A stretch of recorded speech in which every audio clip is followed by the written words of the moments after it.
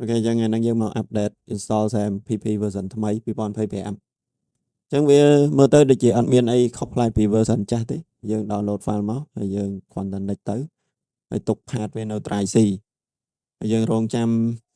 វាដំណើរការចប់យើងនឹងបាន file complete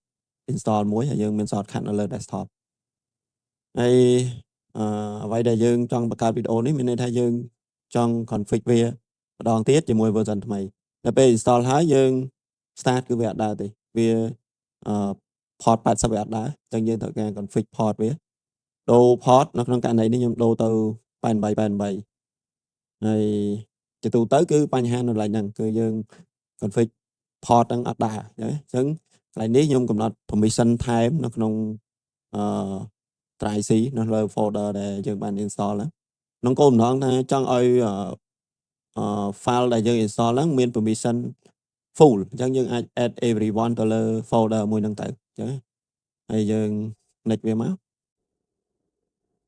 ចាំបន្តមកទៀតយើង config port ហើយនៅក្នុង file config នេះឲ្យត្រូវជាមួយនឹង port ដែលយើង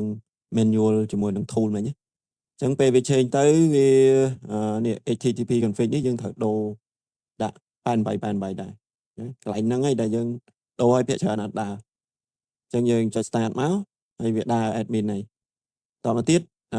PHP មក admin យើងអត់តាន់ដើរទេដល់ពេលយើង click ទៅវាចេញកំហមហើយព្រោះ service យើងអត់តាន់បើកកន្លែងហ្នឹងជាបញ្ហាដែរឃើញគ្នាយើង message សួរមិនអត់ដើរអត់បើក service វាមិនដើរអញ្ចឹងយើងចុច start មួយទៀតមក hello